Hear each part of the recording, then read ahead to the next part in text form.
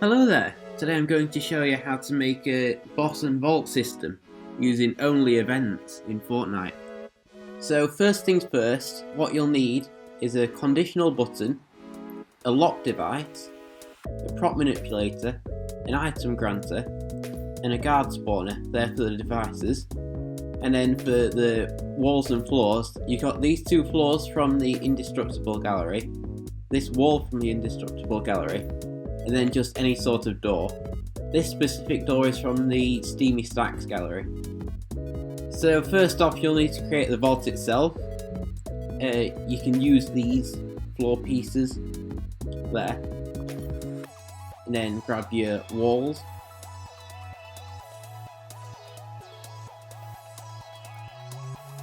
You can put these floors on top of the roof. And then finally you can put your door in. And that's the actual vault finished. Next up, you need to grab the prop manipulator and put it on this door. Then you'll scroll down a bit and go on prop health and make that invulnerable. That'll make it so that the door can't be destroyed. Then you need to grab your conditional button. I'll put that to grid snap 32. And then place it somewhere on the door. That'll do. So now you have the button there. Within the button, you can put the interact time to whatever you want. I like to have it at 2 seconds. The colour can be also whatever you want. I'll put it at purple to match with the door. You can use the colour for the hologram if you want. For the interaction text, you can also put anything.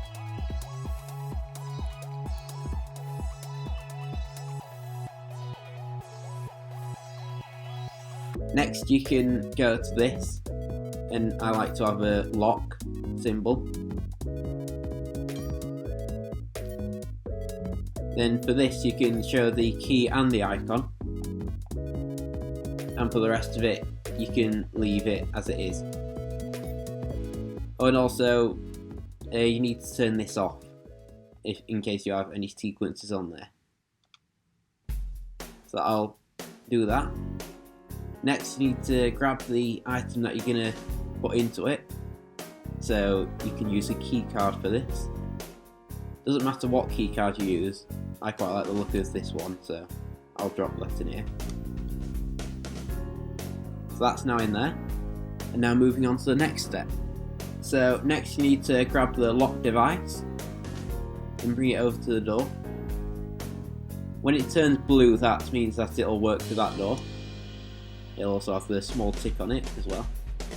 So you need to leave that as closed, visible during game off, starts locked yes, and hide interaction when locked yes. And another very important thing when you're working with events is to rename all of your devices that you're using. So say for this conditional button here, I'll rename it to something like the vault button.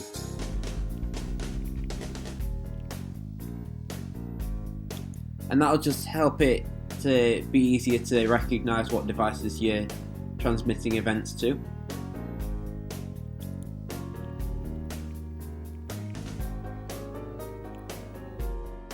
Next you need to grab your guard spawner and place that down wherever you want.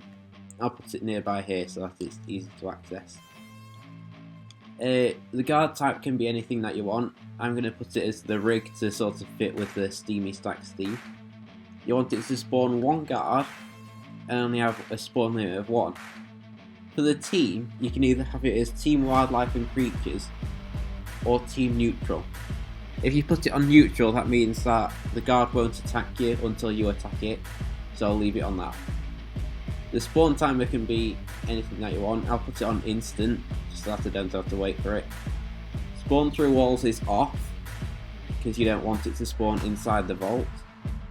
The spawn radius can be as big or small as you want. I've put it as 2.5 just to make sure that it spawns in this small area.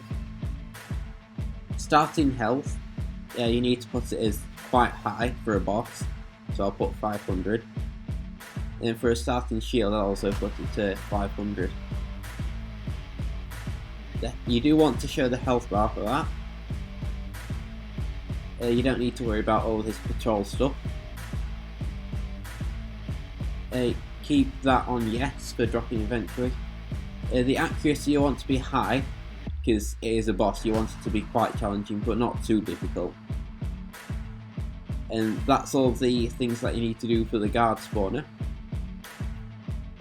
From here you can grab your whatever weapon that you want it to hold. You can see what weapons a guard can use by going into this tab here, the guard tab. So you've got all of these weapons that you can drop into it. I'll give it an MK Alpha assault rifle. And you just drop that into the device. You can see it's now above the head. And I also renamed the device to boss so that it's easy to see. And then the final device you need to place down is the item granter. So you can place that down reasonably close to the boss, so that it's just easy to access. You keep that on yes. Receiving players to the triggering player. This is very important that you change this.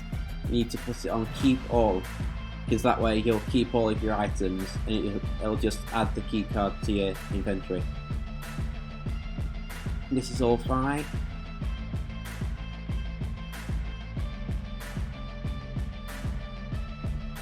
You can keep that on yes, like if your inventory is full it'll just drop the keycard near you. For the ownership of the dropped item you need to put all, because just in case the player holding the keycard is eliminated, you do want other people to pick it up and use it.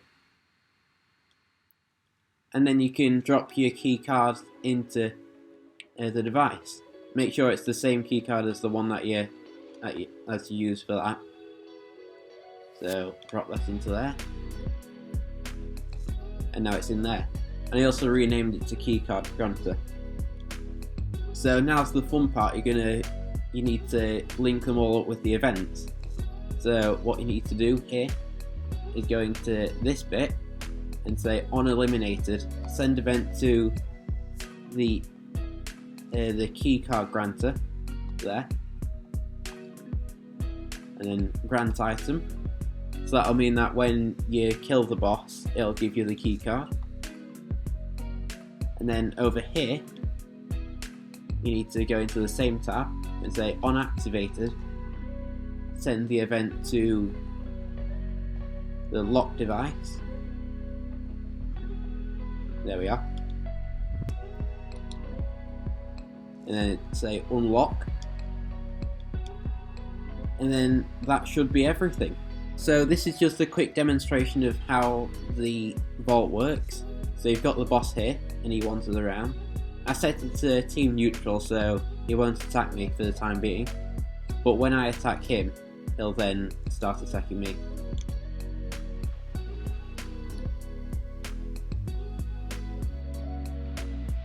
And as you can see, I've now got the key card. He also dropped his mythic weapon that I can then use if I want to. You can see that the keycard points towards the lock, and then you deposit the keycard, and then you're able to open the door, and then you can get whatever goodies you might put inside. So I hope you found this tutorial very helpful. Make sure to like, comment and subscribe if you found it useful, and I'll see you for the next one. Bye!